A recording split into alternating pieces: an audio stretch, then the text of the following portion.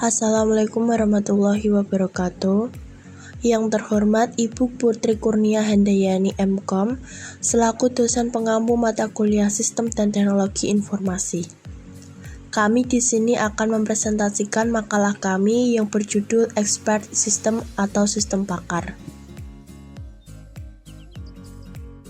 Saya Sinta Devi Ramawati, NIM 202253139. Di sini saya akan menjelaskan tentang pengertian sistem pakar. Sistem pakar adalah suatu program komputer atau sistem informasi yang berteknologi kecerdasan buatan dan mengandung beberapa pengetahuan dari satu atau lebih pakar manusia atau seseorang yang memiliki keahlian khusus terkait suatu bidang yang cenderung spesifik. Selanjutnya yaitu struktur dasar sistem pakar. Yang pertama, basis pengetahuan atau knowledge base, berisi pengetahuan untuk pemahaman, formulasi, dan pemecahan masalah. Knowledge base merupakan inti dari program sistem pakar karena basis pengetahuan itu merupakan presentasi pengetahuan atau knowledge representation. Yang kedua yaitu mesin inferensi atau inference engines. Mesin penelusuran merupakan otak dari sebuah sistem pakar dan dikenal juga dengan sebuah struktur kontrol atau rule interpreter atau dalam sistem pakar berbasis kaidah. Inference engines adalah bagian yang menyediakan mekanisme fungsi berpikir dan pola-pola penalaran sistem yang digunakan oleh seorang pakar. Yang ketiga adalah memori kerja atau working memory. Menyimpan fakta yang dihasilkan oleh mesin inference dengan penambahan parameter berupa derajat kepercayaan atau dapat juga dikatakan sebagai global database dari fakta yang digunakan oleh aturan-aturan yang ada. Memori kerja dikenal sebagai pusat data yang merupakan suatu bagian berisi semua fakta-fakta, baik fakta awal pada saat sistem mulai beroperasi maupun fakta-fakta yang didapatkan pada saat pengambilan kesimpulan yang sedang dilaksanakan. Yang keempat adalah fasilitas penjelasan atau explanation facility. Menyediakan penjelasan dari solusi yang dihasilkan kepada pengguna. Fasilitas penjelasan berguna dalam memberikan keterangan mengapa customer meminta suatu informasi tertentu dari pengguna dan dasar apa yang digunakan untuk komputer, sehingga dapat menyimpulkan suatu kondisi. Yang kelima, akuisisi pengetahuan atau knowledge acquisition facility, meliputi proses pengumpulan, pemindahan, dan perubahan dari kemampuan pemecah masalah seorang pakar atau sumber pengetahuan terdokumentasi ke program komputer yang bertujuan untuk memperbaiki atau mengembangkan basis pengetahuan. Dan yang terakhir, interface, antarmuka pengguna atau antarmuka adalah komponen yang bertindak sebagai jembatan antara sistem pakar dan pengguna. Antarmuka pengguna pada sistem pakar terbagi atas 4 bagian, yaitu yang pertama, antarmuka pengisi tabel variabel, yaitu digunakan untuk memasukkan daftar variabel. Yang kedua, antarmuka pengisi tabel konklusi. Sama dengan tabel variabel, hanya pada form tabel konklusi diberi keterangan apakah variabel konklusi yang diinputkan akan ditampilkan pada saat konsultasi atau tidak. Yang ketiga, antarmuka pengisi tabel rules.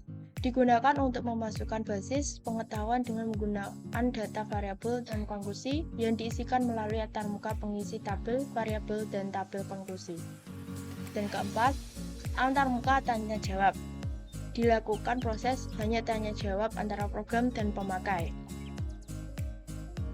Perkenalkan, nama saya Dwi Kusnadia Restari dengan NIM 202253135. Di sini saya akan melanjutkan presentasi dari teman saya. Materi selanjutnya yaitu karakteristik sistem pakar. Sistem pakar pada umumnya dirancang untuk memenuhi beberapa karakteristik. Adapun karakteristik sistem pakar yaitu sebagai berikut. Yang pertama, high performance atau kinerja sangat baik. Sistem harus dapat memberikan respon berupa saran setingkat atau di atas seseorang ahli. Yang kedua, waktu respon yang baik atau adequate response time. Sistem juga harus dapat bekerja dengan baik atau lebih cepat dari seorang pakar saat mengambil keputusan. Yang ketiga, dapat diandalkan atau good reliability.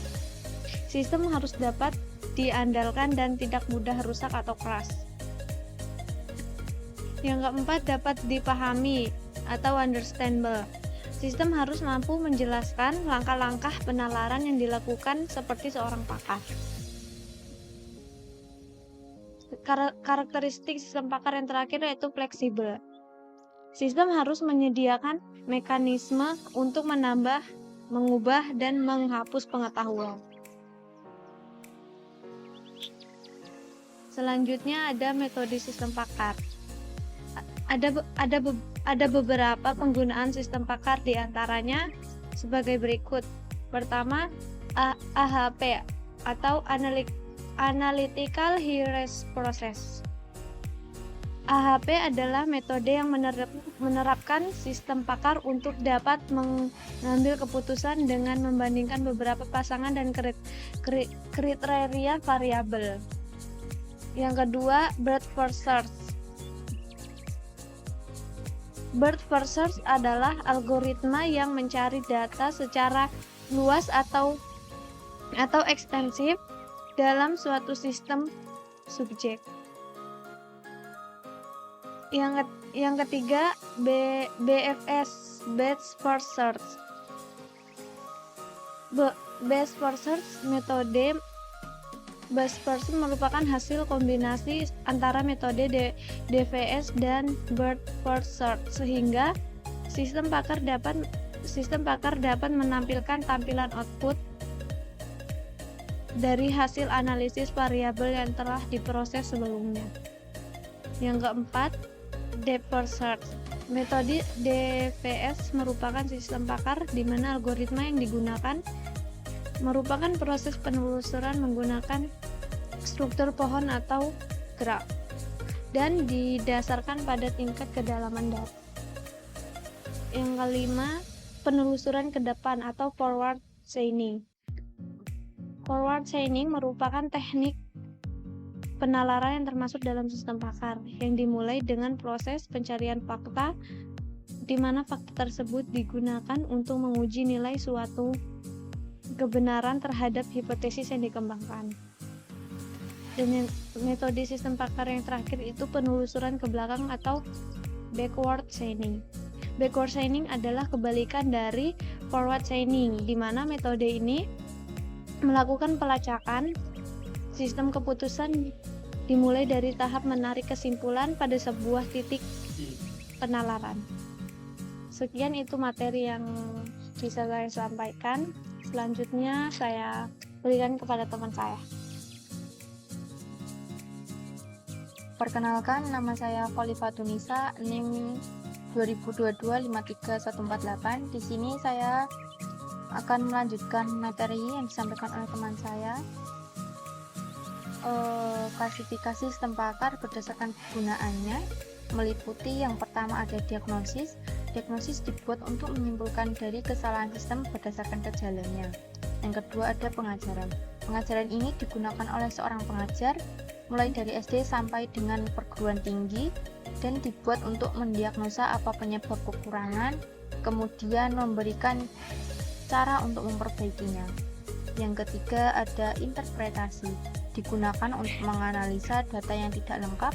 Kemudian ada reparasi, desain, mentoring, instruction, prediksi, dan ada perencanaan.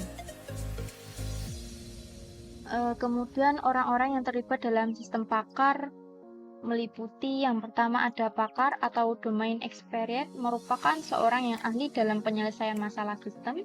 Yang kedua ada pembangun pengetahuan, merupakan seorang yang menerjemahkan dan mempresentasikan dalam bentuk deklaratif. Yang ketiga ada pembangun sistem, yaitu seorang yang membuat rancangan bentuk basis pengetahuan secara deklaratif dan mengimplementasikan mesin inferensi. Yang terakhir yaitu pengguna atau user, merupakan seorang yang berkonsultasi untuk mendapatkan saran yang telah disediakan oleh sistem.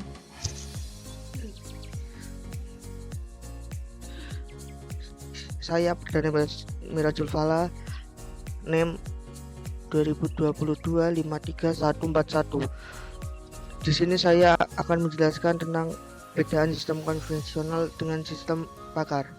Yang pertama, kalau sistem konvensional itu informasi dan pemrosesan biasanya menjadi satu dengan program. Kalau sistem pakar, basis pengetahuan merupakan bagian terpisah dari mekanisme inferensi.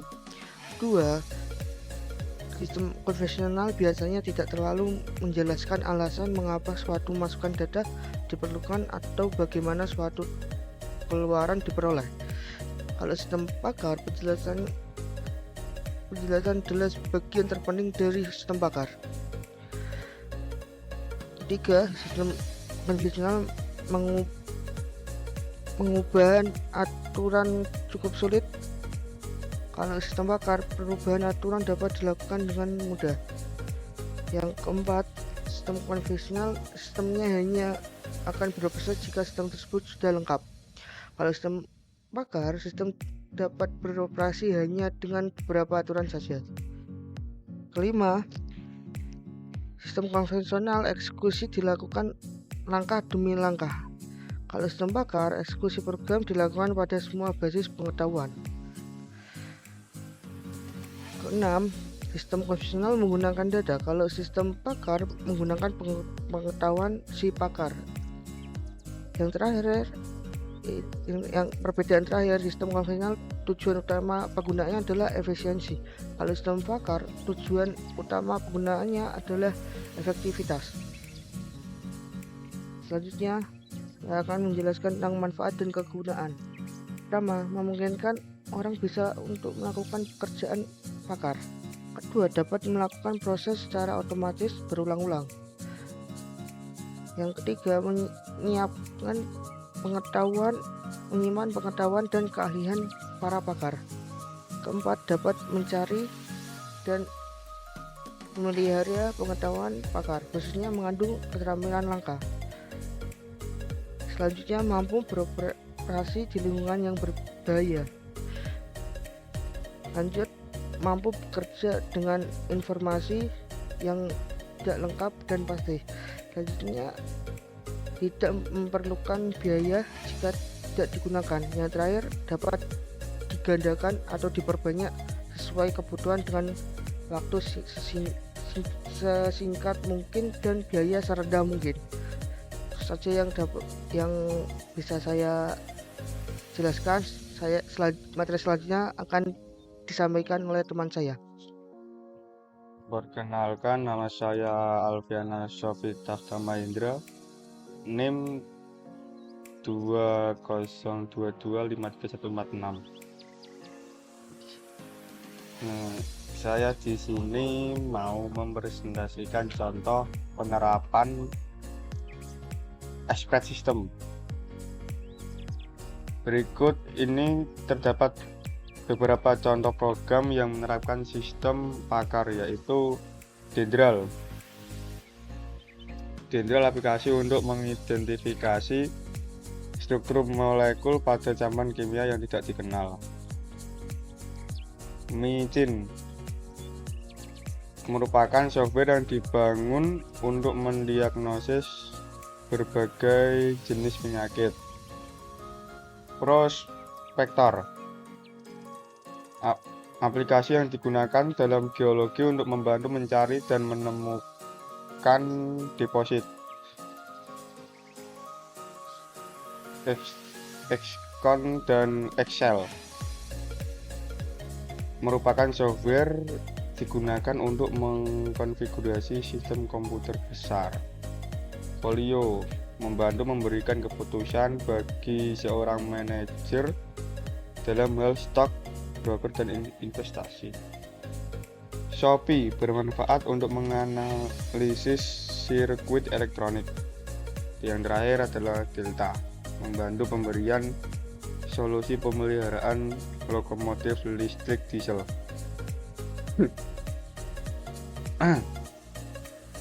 Yang kedua, kelebihan dan kekurangan spread system. Kelebihan dan kekurangan: yang pertama, kelebihan meningkatkan produktivitas kerja dan yang mana dapat membantu dalam menyelesaikan setiap pekerjaan dalam waktu yang lebih cepat. Yang kedua, mampu meningkatkan kualitas dari sisi pemberian nasihat yang lebih konsisten. Yang ketiga, memiliki tingkat keandalan yang relatif tinggi serta dapat bekerja secara real time.